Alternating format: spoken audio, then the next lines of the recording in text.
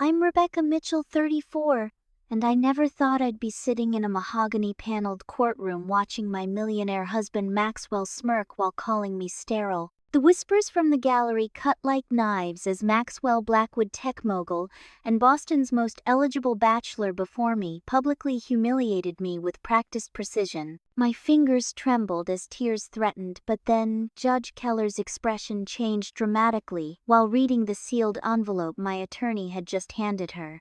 The color drained from Maxwell's face as the judge looked up. Before I tell you what was in that envelope that changed everything, let me know where you're watching from and subscribe if you want more real-life stories that prove karma is always watching. 3 years earlier, I was living my dream as an art therapist at Boston Children's Hospital.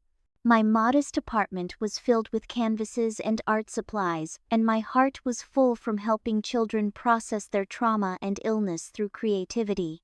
I'd built a good life after putting myself through school, and though I wasn't wealthy, I was proud of my independence. That Tuesday in April changed everything. The hospital was buzzing about a visiting tech CEO making a charitable donation, standard publicity move for the wealthy. I was in the art therapy room with 8-year-old Lily, who was undergoing chemotherapy, when Maxwell Blackwood walked in with his entourage of assistants and hospital administrators. At first, I barely looked up. These photo ops happened regularly.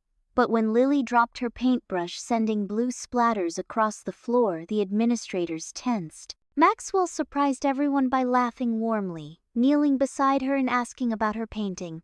For 20 minutes he sat with Lily, genuinely engaged in her artwork, the cameras and administrators forgotten. "You have an amazing job," he said to me afterward, his blue eyes intently focused on mine. "Creating space for these kids to express themselves, that's real work." I nodded politely, expecting him to move on. Instead, he asked thoughtful questions about art therapy, listening with genuine interest. Before leaving, he requested my card for hospital fundraising purposes. The call came 3 days later, Maxwell asking if I'd join him for dinner to discuss a potential art therapy program expansion. I hesitated, wary of wealthy men with agendas, but my supervisor encouraged me to accept for the hospital's benefit. Dinner wasn't at some elite restaurant as I'd expected, but a small Italian place in the North End. Maxwell arrived without fanfare, dressed in a simple button-down, rather than the tailored suit from the hospital. For hours we talked about everything: my passion for art therapy, his journey building his tech company, our similar small-town backgrounds before Boston. He spoke about losing his father as a teenager, and how creating things helped him process grief. "That's why your work resonated with me," he admitted. "I found healing in building technology. You're helping kids find it through art." When a second dinner invitation came, I worried about his intentions. "I'm not interested in being someone's charity project," I told him directly. "Good," he replied with a smile. "Because I'm interested in knowing the woman who told off a CEO while defending a child's creative expression." The next few months were a whirlwind. Maxwell sent thoughtful gifts, never extravagant jewelry, but vintage art books he found, and special paints I'd mentioned once. Our dates were sometimes at elegant restaurants where he was recognized, but more often picnics where we discussed books and dreams. He remembered details about my patients and asked for updates on their progress. When I expressed concerns about an expensive gallery exhibition featuring my students' artwork supplies, mysteriously arrived at the hospital with a note: "Art should be seen. No strings attached." 6 months in, I introduced Maxwell to my best friend Allison. Over brunch, she observed our interaction with analytical eyes. "He seems to genuinely adore you," she admitted afterward. "Just be careful. Men with that much power are used to controlling their worlds." I dismissed her concern, pointing to Maxwell's respect for my career and independence. But looking back, there were early signs. Small comments about my wardrobe when meeting his business associates. Subtle pressure to attend his events while being less enthusiastic about mine. The way he sometimes spoke for me in conversations with his wealthy friends, as though translating between worlds. 8 months after we met, Maxwell proposed during a private tour of the MFA in front of a Monet water lilies painting I'd once mentioned was my favorite. The ring was elegant but not flashy, exactly my taste. Through tears, I said yes. Wedding planning revealed more about our different worlds. Maxwell handled everything with his assistant, overriding my simple suggestions with elaborate alternatives. When I pushed back about the 300 guest list mostly comprised of his business contacts, he gently reminded me how important these relationships were for our future. I want to give you everything, he'd say, whenever I questioned costs or extravagance. Let me take care of you. The wedding at his Cape Cod estate was featured in Boston Magazine. I wore a designer dress that cost more than my annual salary, surrounded by flowers flown in from 3 countries. Standing beside Maxwell as cameras flashed, I felt slightly out of place in this world of old money and tech millionaires. My small group of friends and colleagues seemed swallowed by Maxwell's extensive network. After a honeymoon touring European art museums, we settled into Maxwell's Beacon Hill mansion. He converted the 3rd-floor sunroom into an art studio for me, filled with supplies and overlooking the city. For those first months, everything seemed perfect. I continued working at the hospital while enjoying our evenings together and weekend trips to the Berkshires. When Maxwell mentioned starting a family, I was enthusiastic. Having children had always been part of my plan, and seeing Maxwell's tenderness with my patients assured me he'd be a wonderful father. We agreed I'd finish establishing my department's new teen program before trying, giving us 6 months to enjoy married life first. Little did I know those casual conversations about children would become the foundation for systematic psychological torture and the eventual destruction of everything I believed about my marriage. 6 months into our marriage, Maxwell's mother, Eleanor, visited for Sunday brunch. While Maxwell took a business call, she cornered me in the kitchen. "Blackwood men need heirs," she said, swirling her mimosa. Maxwell's father had secured his first acquisition and produced a son by 30.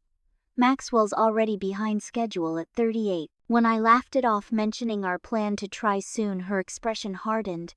"My dear, in families like ours, continuing the lineage isn't casual. It's obligation." That evening, Maxwell seemed distracted during dinner. "Mother mentioned you're not pregnant yet," he said casually, as though discussing the weather. "I know we had a timeline, but perhaps we should start trying now." "I thought we agreed to wait until the teen program launched," I reminded him. Maxwell set down his fork. "Is your job really more important than starting our family?"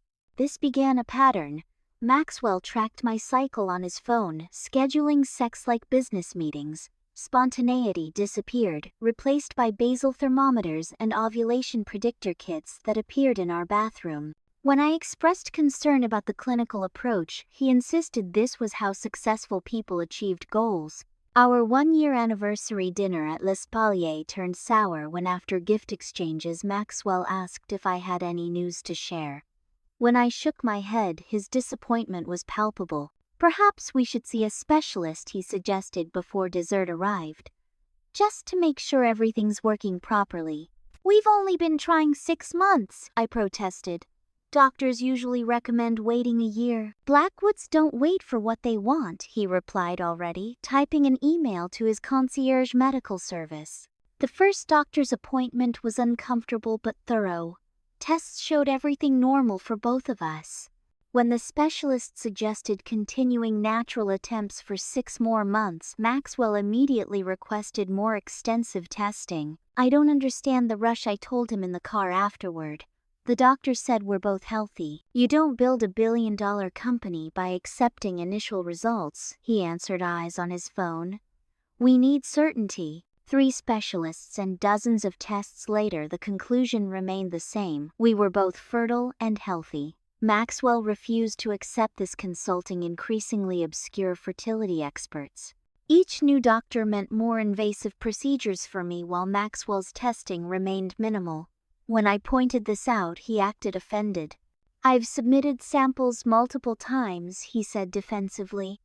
"But the female reproductive system is more complex. That's just biology." Meanwhile, Eleanor's comments grew more pointed at family gatherings. Maxwell was an easy conception, she'd reminisce. Blackwood women are famously fertile. Her eyes would linger on my stomach, disappointment evident. Maxwell began working later, often missing the optimal fertility windows he'd previously insisted were critical. When I mentioned this, he blamed stress about the situation. The warm man who'd sat painting with sick children disappeared, replaced by someone cold and distant who scrolled through emails while I underwent uncomfortable procedures. 13 months into trying, I discovered a package of fertility supplements on our doorstep. Maxwell hadn't mentioned ordering them. The new specialist recommended them, he said when confronted. I was going to tell you, that night I found him in his office door slightly ajar. She's not responding to standard protocols, he was saying to someone on the phone. We need to consider more aggressive approaches.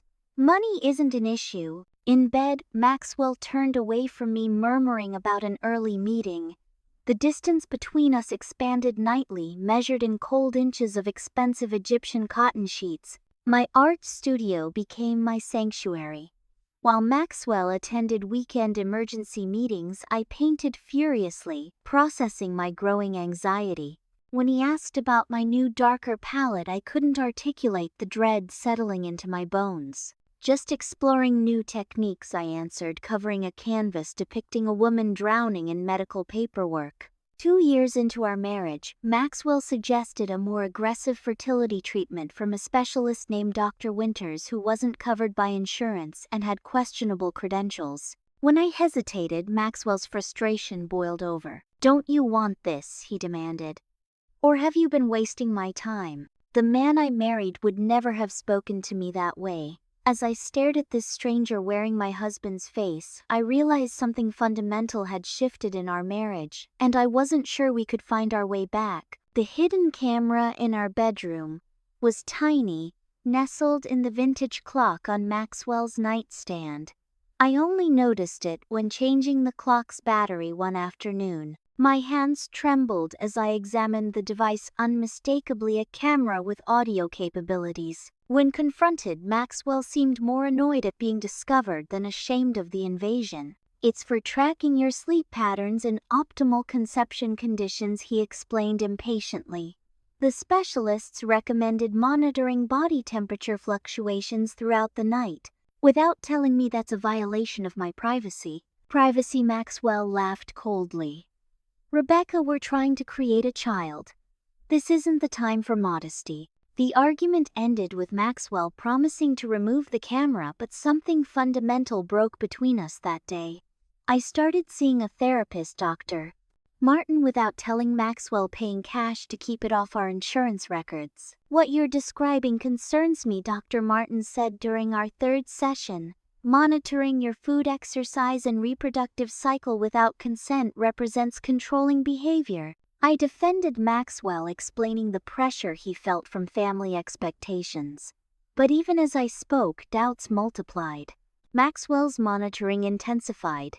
He installed a wellness system throughout the house that tracked movements between rooms. My phone suddenly had a new health app that synchronized with the house system. When I deleted it, Maxwell acted betrayed.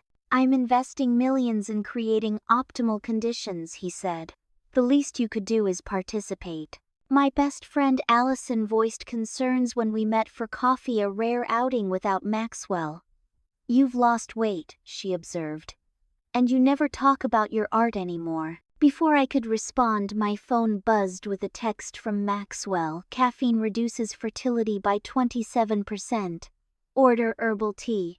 When I looked up, I saw a black sedan parked across the street, one of Maxwell's security team. He's having me followed now, I whispered to Allison. 2 weeks later, Maxwell announced we were moving to his family's historic estate in Wellesley, nearly an hour from the hospital.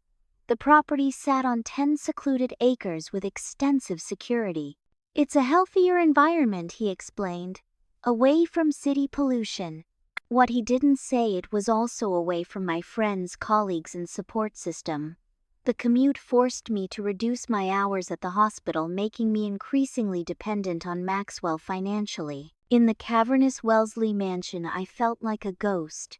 Staff appeared and disappeared silently, clearly instructed not to engage with me beyond necessities. My art supplies were relocated to a north-facing room that rarely received natural light, an obvious oversight to any artist. One afternoon, while Maxwell attended a board meeting, I discovered a hidden compartment in his desk containing a journal.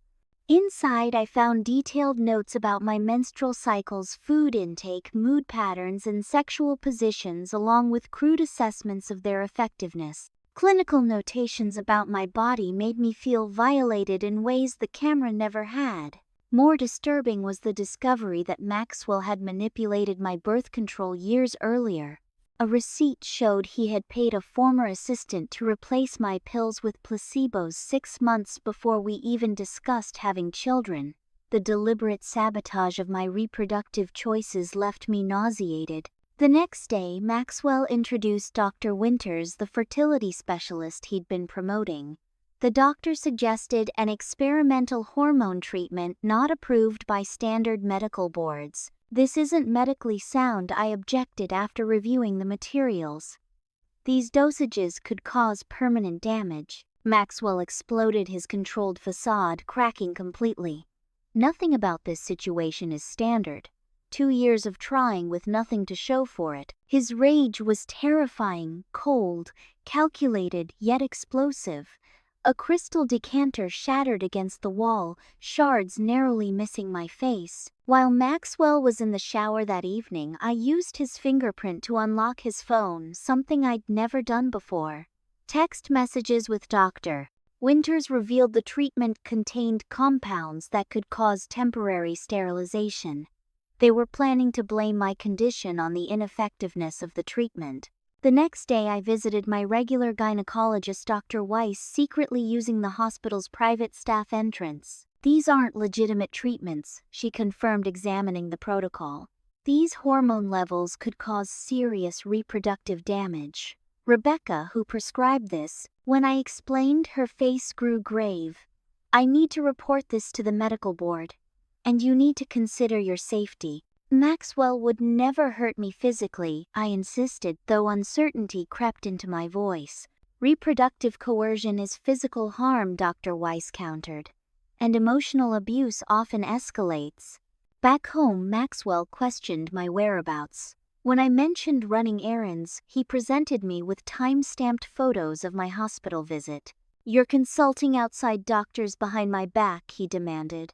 "After everything I've invested in our treatment plan." "Maxwell, the treatments Dr. Winters suggested could permanently damage my fertility," I explained, trying to reach the reasonable man I'd married. "More excuses," he sighed dramatically. "Dr. Winters warned me you might become paranoid as a symptom of your condition." The gaslighting made me question my own research, my own doctor's warnings. Maxwell had constructed an alternate reality where I was defective, irrational, and ungrateful for his help. That night, I overheard Maxwell on the phone in his study. "The board position is secured in exchange for your continued discretion about my wife's defective condition. The hospital won't ask questions about her extended leave." With sickening clarity, I realized Maxwell had donated to the hospital board specifically to control my workplace. The next day, my department head suggested I take some personal time to focus on health issues, confirming my suspicions. Trapped financially and increasingly isolated, I contemplated my dwindling options while pretending to comply with Maxwell's regimen. When I discovered texts on his phone discussing my defectiveness with his mother, something inside me hardened into resolve. The man I married was gone, or perhaps had never existed at all. The blue silk tie wasn't in its usual place. Such a small detail, Maxwell's favorite Hermes tie missing from his closet, but it triggered my suspicions. Maxwell was meticulous about his possessions, everything maintained in perfect order. I told myself I was being paranoid as I searched his suit pockets, finding nothing but breath mints and business cards. Then I noticed the dry cleaning receipt listing items I hadn't seen. Shirts returned with unfamiliar cologne, the missing tie. That night, Maxwell claimed another late board meeting. I nodded compliantly while secretly slipping his secondary phone into my pocket, the one he thought I didn't know about. In my studio, I discovered dozens of hotel receipts in his email, all within walking distance of his downtown office. The next day I followed him. Using Allison's car to avoid detection by his security team, I watched Maxwell enter his office building at 9 a.m., then leave for lunch at 1 p.m. Instead of heading to any restaurant, he walked directly to the Ritz-Carlton, where a blonde woman waited in the lobby. My heart pounded as I entered the hotel 10 minutes later, watching from behind a decorative pillar as they spoke intimately at the bar.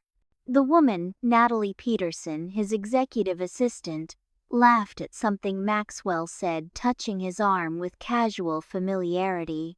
The same man who hadn't smiled at me in months looked at her with undisguised affection. They finished their drinks and headed to the elevators.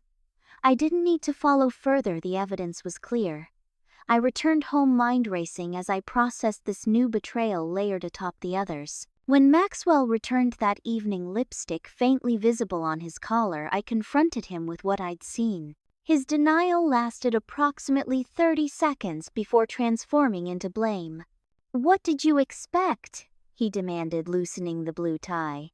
2 years of marriage and you've failed at the one thing I needed.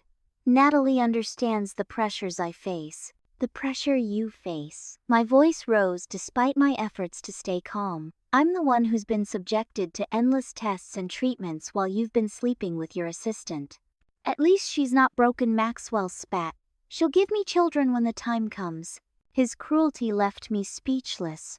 This calculated humiliation was designed to shatter any remaining self-worth. Maybe if you'd been more of a wife and less focused on finger painting with sick children, we'd have a family by now, he continued. You've been useless in every way that matters to this family. I retreated to my studio as he continued hurling accusations. Through tears, I heard him mention an emergency trip to San Francisco for the next 3 days, undoubtedly cover for more time with Natalie. After Maxwell departed the following morning, the empty house echoed with possibilities.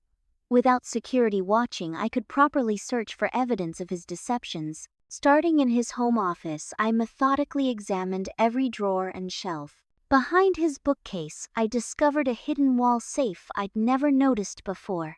The combination eluded me until I tried our wedding date, Maxwell's sentimentality extending only to security measures apparently.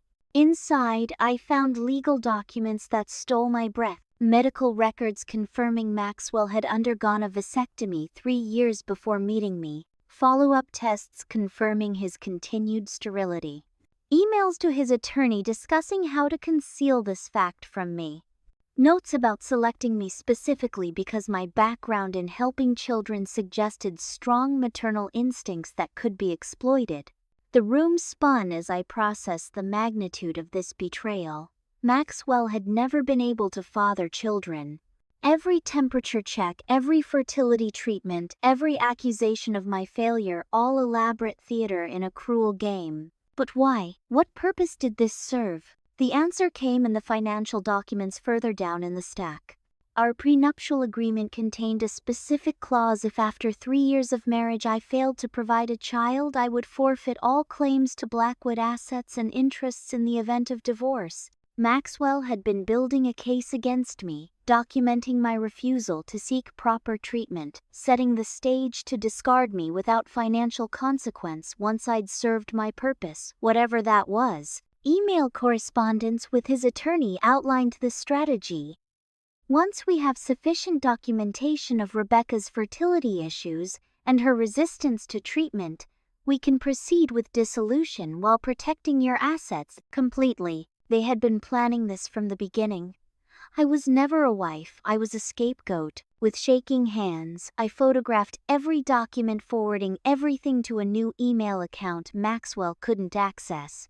I carefully returned the papers exactly as I'd found them, closed the safe, and reset the bookcase. When Maxwell returned 3 days later, I greeted him with practiced normalcy, the dutiful wife concerned about his exhausting trip.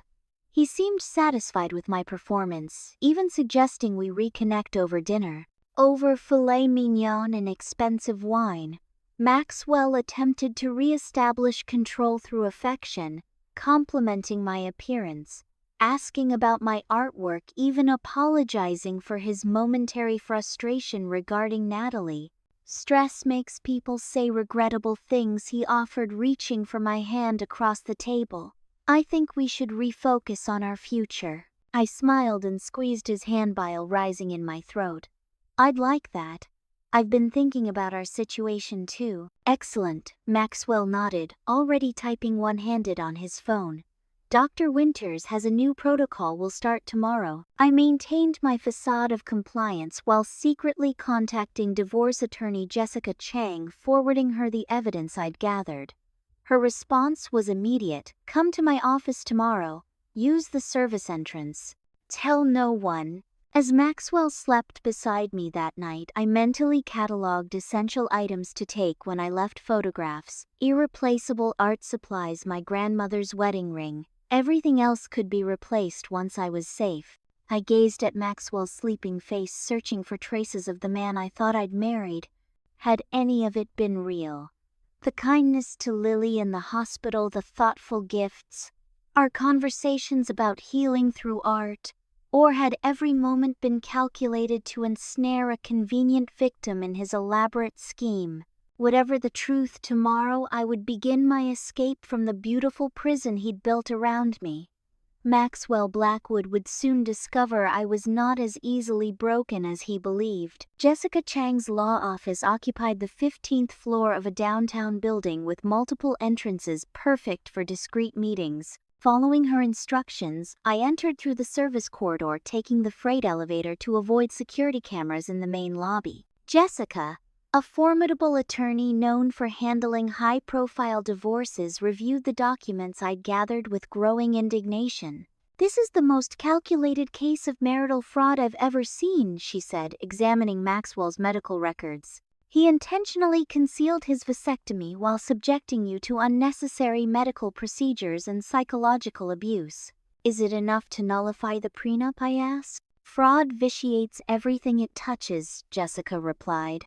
But Maxwell will fight viciously. Men like him hate losing control more than anything.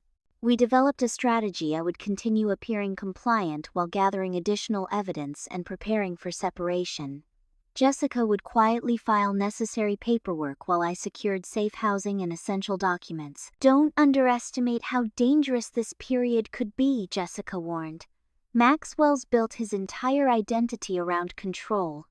When he realizes you're breaking free, his response could be volatile. Back at the estate, I maintained my role perfectly. I attended appointments with Dr. Winters but secretly disposed of the treatments. I nodded sympathetically when Maxwell complained about work pressure while quietly photographing financial documents when he was showering. I smiled through dinner, with his mother enduring her comments about my disappointing contribution to the family legacy. Each night, I packed one small item into a duffel bag hidden behind canvases in my studio. A photo album, my grandmother's earrings, important documents. Preparing for escape while pretending everything was normal required constant vigilance. Maxwell's psychological warfare intensified. Though he didn't realize I now recognized his tactics. He'd accidentally leave fertility articles around the house, highlighting female reproductive deficiencies. He scheduled appointments without consulting me, then acted disappointed when I expressed any hesitation. He began suggesting my art therapy work had always been a hobby rather than a career, undermining my professional identity. Perhaps focusing entirely on our fertility journey would yield better results, he suggested. The hospital understands your extended leave is necessary. I needed an ally inside the house. After careful consideration, I approached Maria, the housekeeper who had always been kind to me. While Maxwell was at work, I showed her some of the evidence I'd gathered. I suspected something was wrong, she admitted. The previous Mrs. Blackwood left under similar circumstances. Previous Mrs. Blackwood Maxwell had told me his only serious relationship before me ended during college. Maria revealed Maxwell had been briefly married 7 years earlier to another creative professional, a musician who mysteriously developed reproductive issues before their divorce. The pattern was identical. With Maria's help, I created opportunities to gather more evidence. She would deliberately interrupt Maxwell during private phone calls, allowing me to overhear crucial information. She tracked his visitors while I was allegedly at medical appointments, confirming regular visits from Natalie. 2 weeks into our plan, I reconnected with Allison, meeting at a restaurant far from Maxwell's usual surveillance. She was shocked by my revelations but immediately offered her guest house as a safe location. "Stay as long as you need," she insisted. "He won't think to look for you there immediately." The night before my planned departure, Maxwell received news that his latest business acquisition was being investigated for regulatory violations. His rage was terrifying, cold, calculating yet explosive. A crystal vase shattered against the wall as he enumerated all the obstacles in his perfectly planned life. "Nothing works as it should," he fumed. "The business, this marriage, everything requires constant management and still fails to perform." I became invisible during his tantrum, a technique I'd perfected to avoid triggering additional anger. But as I quietly cleaned up the broken glass, Maxwell's attention suddenly focused on me. "This is your fault too," he said, voice dangerously calm. "The stress of dealing with your issues has affected my business judgment. You've become a liability on multiple fronts." The mask had fully slipped. I went to bed that night knowing I couldn't delay my exit by even one day. The following morning, Maxwell left for an early meeting with his legal team about the acquisition. With Maria's help, I quickly loaded my prepared bags into my car along with essential evidence. Before leaving, I placed my wedding ring on his desk with a simple note: "I know about the vasectomy." Driving away from the estate felt like escaping gravity. Each mile increased the distance from Maxwell's control, and I felt myself expanding back into the person I'd been before, the independent artist who helped children heal through creativity. My phone exploded with notifications as I reached Allison's house. 27 missed calls from Maxwell, voice messages transitioning from confusion to rage to calculated threats. Text messages alternating between declarations of love and vicious accusations. "You've made a terrible mistake," his final message read. "Everything you think you know is wrong. Everything you have is because of me. You are nothing without the Blackwood name." Jessica called an hour later. "Maxwell's discovered your departure. He's frozen all accounts and credit cards. He's also filing a police report claiming you've stolen property and documents from his home office." I only took personal items and copies of documents, I assured her. "The originals are still in his safe." "That's not the point," Jessica explained. "He's creating a narrative where you're unstable and vindictive. He's already contacting your hospital colleagues, claiming you're having a mental health crisis." The swift brutality of Maxwell's response confirmed everything I suspected about his true nature. The man I married never existed. He was a carefully crafted facade hiding someone capable of calculated cruelty. Jessica helped me file for divorce and a temporary restraining order based on emotional abuse and reproductive coercion. Maxwell counterfiled immediately, using his considerable resources to assemble a team of Boston's top divorce attorneys. The coming legal battle would be asymmetrical warfare: Maxwell's millions against my limited savings and Jessica's committed representation. But I had one advantage Maxwell couldn't comprehend. The truth was on my side, documented in his own records and medical files. As predicted, Maxwell launched a public relations offensive. Sources close to Maxwell Blackwood provided sympathetic journalists with stories about his wife's mental instability and refusal to accept medical help for fertility issues. Business associates suddenly remembered witnessing my erratic behavior at corporate events. Most painfully, the hospital placed me on administrative leave, pending resolution of concerns about professional judgment. Maxwell's influence reached further than I'd imagined. Jessica prepared me for the ugliness ahead. Maxwell will use every resource to break you financially and emotionally before you reach a courtroom. He's hoping you'll accept a small settlement just to escape. What he doesn't understand, I replied, sorting through the evidence we'd gathered, is that I'm not fighting for money. I'm fighting for the truth. As we prepared for preliminary hearings, Maxwell made one final attempt at manipulation, offering a settlement of $50,000 if I would sign a comprehensive non-disclosure agreement and admit to fertility issues as the cause of our divorce. Jessica's response was succinct. Mr. Blackwood seems confused about the strength of his position. We look forward to presenting our evidence to the court. 3 days later, I walked into the courthouse for our first hearing, seeing Maxwell in person for the first time since my escape.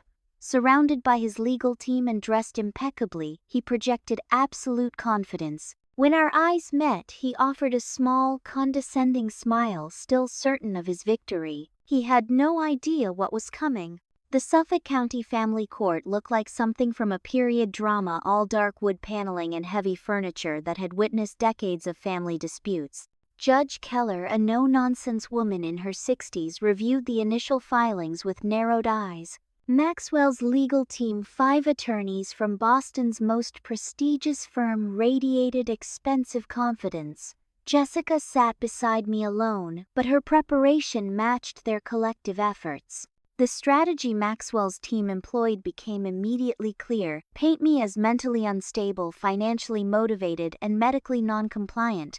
Your Honor, began Maxwell's lead attorney, Richard Townsend. This case represents a regrettable situation where Mr. Blackwood's substantial assets have become the target of opportunistic claims. Mrs. Blackwood entered this marriage with full knowledge of the expectations regarding family planning, then systematically refused appropriate medical intervention. Townsend presented affidavits from Dr. Winters detailing my resistance to treatment protocols and emotional volatility when discussing fertility options. The narrative they constructed portrayed Maxwell as a devoted husband desperately trying to support an increasingly irrational wife. Mr. Blackwood invested over $2 million in specialized fertility treatments. Townsend emphasized only to face constant opposition from Mrs. Blackwood, who prioritized her part-time hospital position over fulfilling her marital obligations. I gripped the table edge as they reduced my professional career to a hobby and my medical autonomy to non-compliance. Jessica squeezed my hand reassuringly. Most disturbing was testimony from hospital administrator Thomas Wilson, a recent Blackwood Foundation grant recipient, suggesting I had displayed erratic behavior and concerning emotional instability in the workplace. Mrs. Blackwood's colleagues reported increased agitation and paranoid ideation, Wilson testified. She made unfounded accusations about being monitored and controlled, consistent with delusional thinking. Maxwell maintained perfect composure throughout, occasionally shaking his head sadly at particularly damaging testimony. His performance of the concerned husband was masterful. If I hadn't discovered the truth, even I might have believed him. When Jessica cross-examined Wilson about the timing of the Blackwood Foundation's $3 million donation coinciding with my placement on administrative leave, Judge Keller took notice of his evasive responses.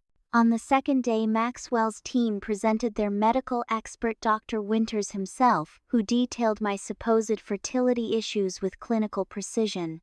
The medical jargon about ovulatory dysfunction and endometrial receptivity failures sounded impressively scientific to non-medical ears. Jessica's cross-examination focused on Winters' credentials. Doctor, could you confirm where you completed your reproductive endocrinology fellowship? His uncomfortable shifting was noticeable as he admitted to alternative certification rather than standard medical board recognition. When Jessica presented evidence that Winters had been censured in 2 states for experimental protocols, Judge Keller's expression darkened. On the 3rd day, Maxwell took the stand, delivering an emotional testimony about his lifelong dream of fatherhood. My own father was my hero, he said, voice catching perfectly on cue. I've always wanted to provide that same guidance to my children. Rebecca understood this was central to our marriage. He described his unwavering support through my increasingly irrational resistance to fertility treatments. With practiced sincerity, he detailed his efforts to create an optimal environment for conception, conveniently reframing his surveillance and control as devotion. I spared no expense, consulted every specialist, even restructured my business schedule around Rebecca's fertility windows, Maxwell testified. In return, I faced constant obstruction and eventually discovered she was secretly consulting outside doctors to undermine our treatment plan. When discussing our final confrontation, Maxwell portrayed himself as the victim of my deception. After discovering she'd been working against our family goals, I admittedly expressed frustration, but I never expected her to abandon our marriage without discussion. Throughout his testimony, Maxwell referred to me as sterile multiple times, emphasizing how he had accepted this difficult reality. While I refused to acknowledge medical facts, Judge Keller, who had remained largely inscrutable, interrupted at one point. Mr. Blackwood, this court has not received conclusive medical evidence regarding the plaintiff's fertility status. Please restrict your characterizations to established facts. Maxwell apologized smoothly, but the damage was calculated. The narrative of my defectiveness had been repeatedly planted in the court record. When I took the stand the following day, Maxwell's team was ruthlessly prepared. Townsend questioned every aspect of my testimony, from my medical history to my financial motivations for marriage. Isn't it true that your career was stalled before meeting Mr. Blackwood? Townsend asked. That your art therapy program was underfunded and facing elimination. The program was challenging financially, but yes or no, Mrs. Blackwood, he interrupted. Did your marriage to Mr. Blackwood coincide with a $2 million donation to your hospital department? The donation came after our marriage, I clarified. Maxwell expressed interest in supporting children's art therapy. So you acknowledge the financial benefits you received through this marriage, Townsend pressed. Jessica objected to the characterization, but the implication hung in the courtroom. Townsend methodically attacked my credibility, highlighting contradictions between my medical records curated by Dr. Winters and my testimony. Most damaging was Maxwell's evidence-fabricated records, suggesting I had concealed prior reproductive issues before our marriage. The forgeries were sophisticated, appearing to come directly from my previous gynecologist's office. Mrs. Blackwood, Townsend said, presenting the falsified documents. How do you explain these records indicating you underwent treatments for infertility 3 years before meeting Mr. Blackwood? The fabrication was so unexpected that I momentarily faltered. Those records are falsified. I never had fertility treatments before my marriage. Are you suggesting your doctor falsified medical records? Townsend asked incredulously. I'm stating these are not authentic records from Dr. Weiss's office, I insisted.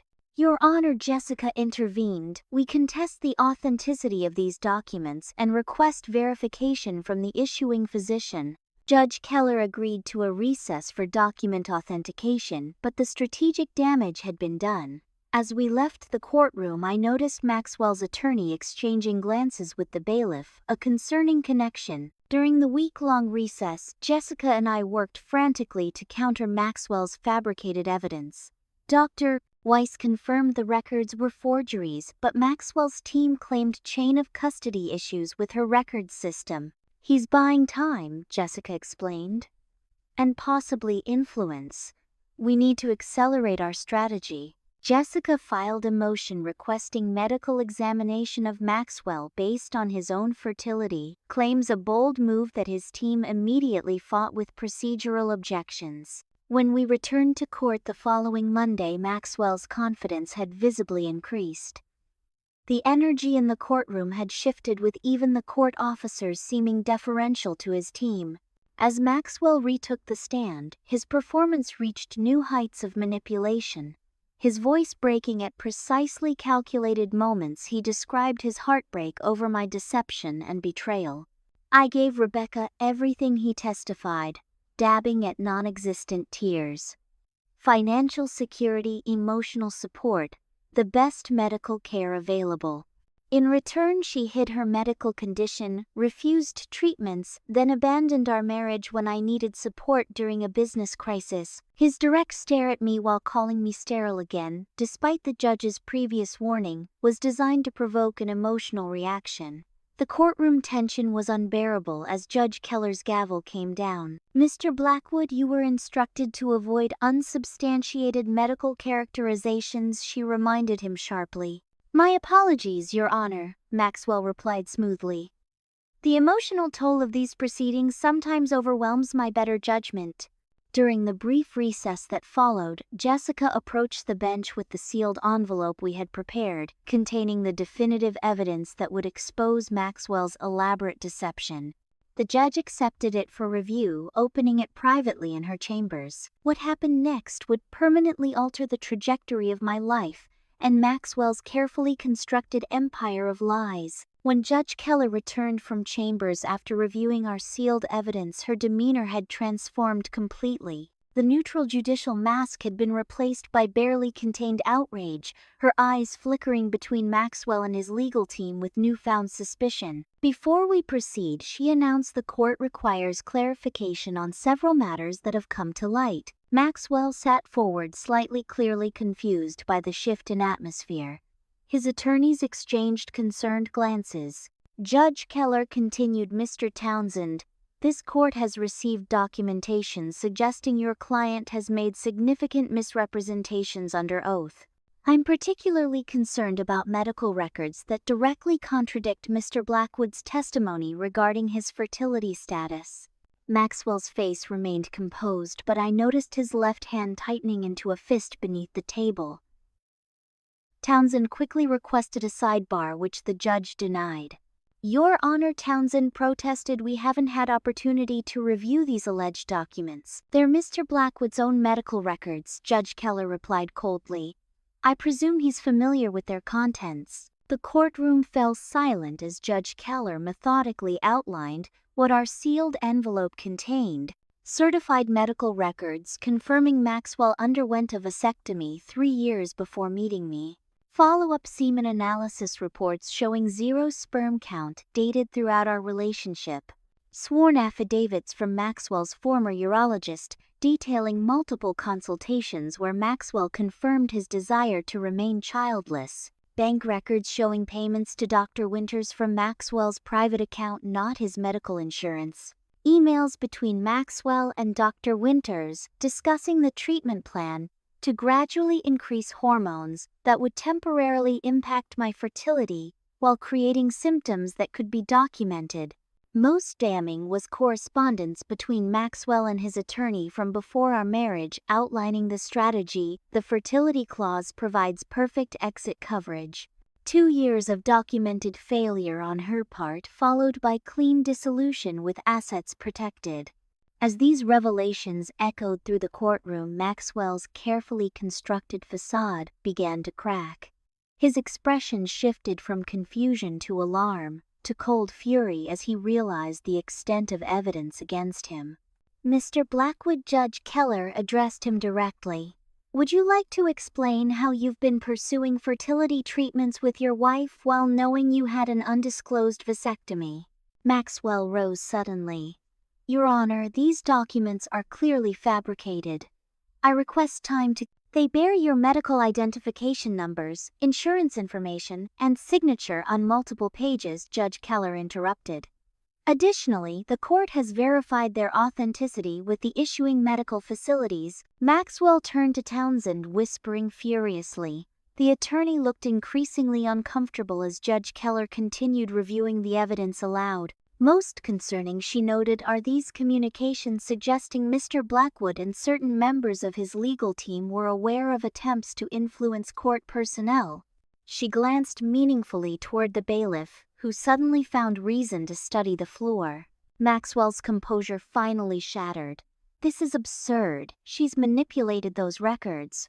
Rebecca has been unstable since." "Mr. Blackwood," Judge Keller's voice cut like steel, "I advise you not to continue that statement without consulting your attorney." This court takes perjury extremely seriously. Maxwell fell silent, his face draining of color as the full implications became clear.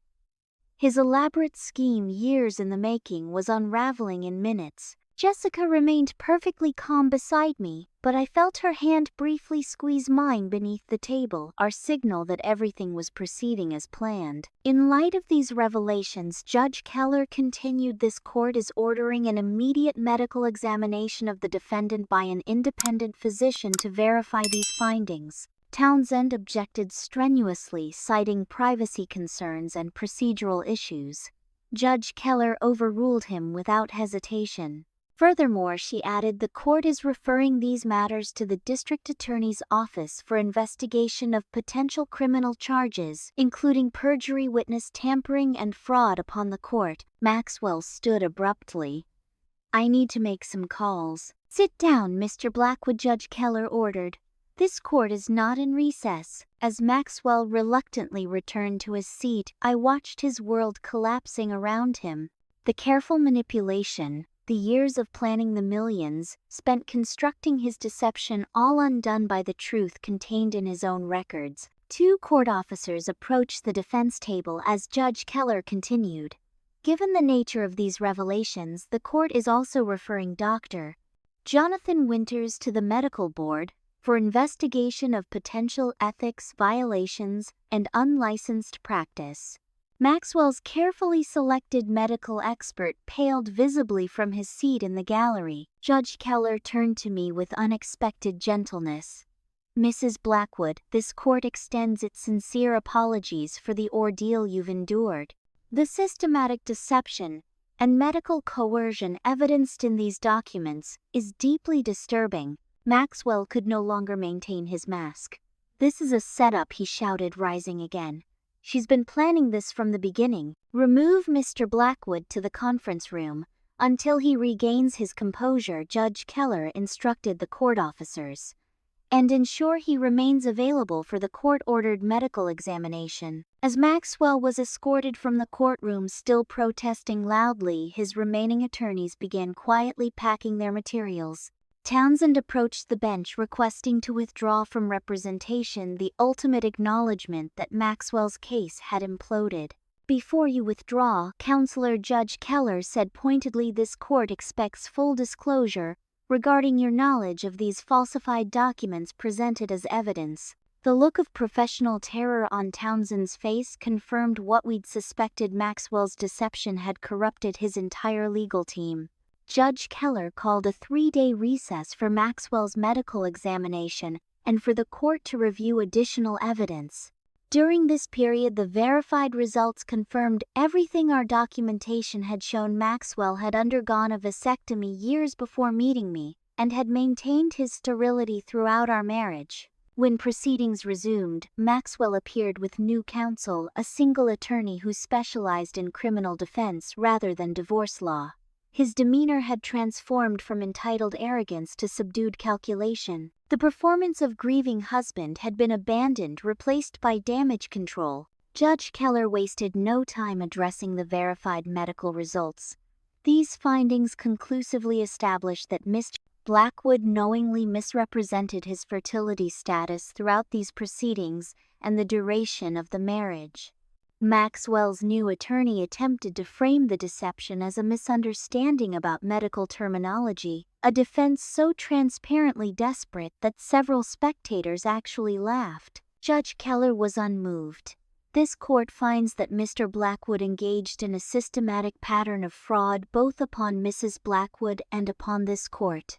Such fraud renders the prenuptial agreement void in its entirety." Maxwell stared straight ahead, his expression unreadable as his carefully constructed legal protection crumbled. Furthermore, Judge Keller continued, "The court finds compelling evidence of emotional abuse, medical coercion, and marital fraud, sufficient to support Mrs. Blackwood's claims for both dissolution and damages." As the judge outlined her preliminary findings, I felt an overwhelming sense of validation. The gaslighting, the manipulation, the deliberate cruelty, all of it recognized and acknowledged by the court. After years of doubting my own perceptions under Maxwell's influence, the truth was finally a matter of public record.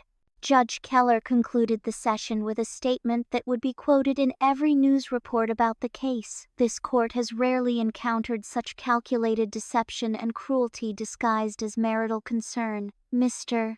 Blackwood's actions represent a profound betrayal of the most basic marital trust and a troubling abuse of financial power to enable that deception.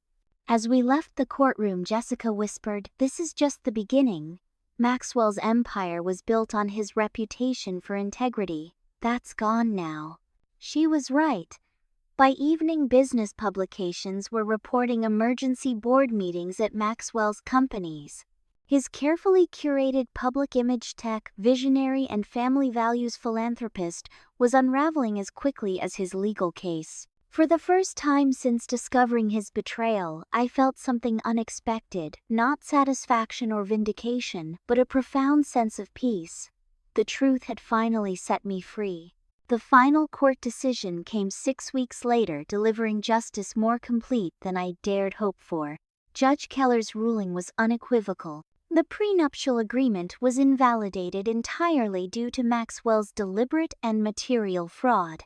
I was awarded a settlement representing 40% of our marital assets, substantially more than Massachusetts' standard equitable distribution.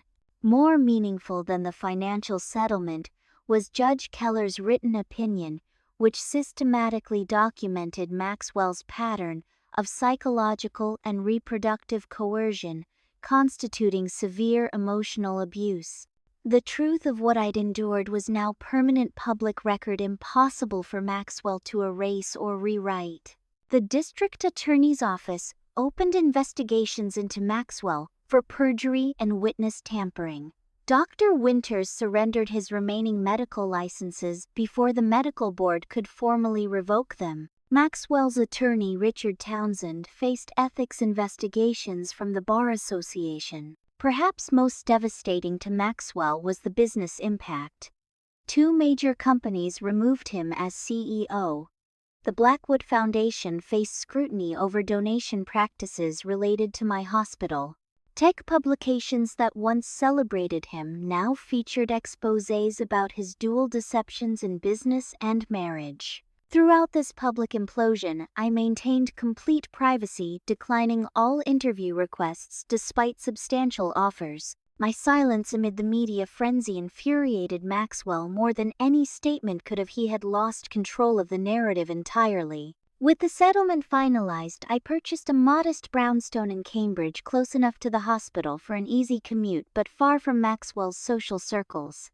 The first night in my new home, sleeping without security cameras or monitoring systems, I experienced true rest for the first time in years. Rebuilding came in small steps. Weekly dinners with Allison became my anchor as I re-established independence. I reconnected with colleagues who had privately supported me, even when institutional pressure forced their public distance. The hospital administration, embarrassed by their role in Maxwell's manipulation, eagerly welcomed me back with expanded program funding. "The board has thoroughly reviewed the situation," my department head explained awkwardly. "We deeply regret any appearance of impropriety regarding your leave of absence." Translation: they feared legal action for their complicity in Maxwell's scheme. I accepted their contrition without pressing the issue. My focus was on healing, not revenge. In my new art therapy room at the hospital, I created a program specifically for women recovering from domestic abuse. Using my own experience, I developed techniques to help them process psychological manipulation through creative expression. "Art lets us externalize what we've been conditioned to keep inside," I explained during our first session. "When abusers make us doubt our reality, creating tangible representations helps reclaim our truth." My personal healing happened at night, alone in my new studio. I painted scenes from my marriage, not in literal representation, but in emotional abstractions, capturing the disorientation of gaslighting, the claustrophobia of surveillance, the gradual erosion of self under calculated psychological assault. This painful creative process unraveled the lingering doubts Maxwell had planted. Had I somehow invited the deception? Had I been willfully blind to red flags? Through art and therapy with Dr. Martin I gradually accepted the truth. Maxwell's manipulation had been expertly crafted precisely because I was empathetic, trusting, and committed to our marriage. Abusers select targets for their strengths, not weaknesses, Dr. Martin reminded me. Your capacity for loyalty and compassion made you valuable to him. Those same qualities will help you heal. The most unexpected development in my recovery was my friendship with Jessica. What began as a professional relationship evolved into genuine connection. Unlike friends who couldn't fully comprehend my experience, Jessica had witnessed every detail of Maxwell's deception and my liberation from it. Most clients disappear once cases conclude, she admitted during one of our regular coffee meetings. It's refreshing to see someone rebuild so thoughtfully. Surprisingly, dating entered my thoughts 6 months after the divorce. A hospital fundraiser introduced me to Daniel, a pediatric surgeon who asked thoughtful questions about art therapy rather than my notorious ex-husband. Our conversation flowed easily, but when he suggested dinner, old fears surfaced immediately. I'm still processing some complicated history, I explained honestly. Complicated is normal, he replied without pressing further. I'm in no rush. His respect for my boundaries allowed a friendship to develop gradually without pressure or expectation. When I eventually shared details of my marriage, Daniel's response was simply, "Thank you for trusting me with that." No dramatic promises of difference, just quiet acknowledgement of the courage sharing required. My first major art exhibition since the divorce featured works created during my recovery. Titled Reconstructed Truth, the collection explored emotional manipulation and healing through abstract landscapes and fragmented portraits. The gallery opening attracted unexpected attention, including a profile in Boston Magazine that focused entirely on my artistic perspective rather than my notorious marriage. Most moving was the attendance of several children from my hospital program, now teenagers or young adults. Lily, my first patient Maxwell had met years earlier, arrived with her mother cancer-free for 5 years and pursuing art school. "Your classes helped me understand feelings I couldn't name," she told me, studying a particularly turbulent canvas.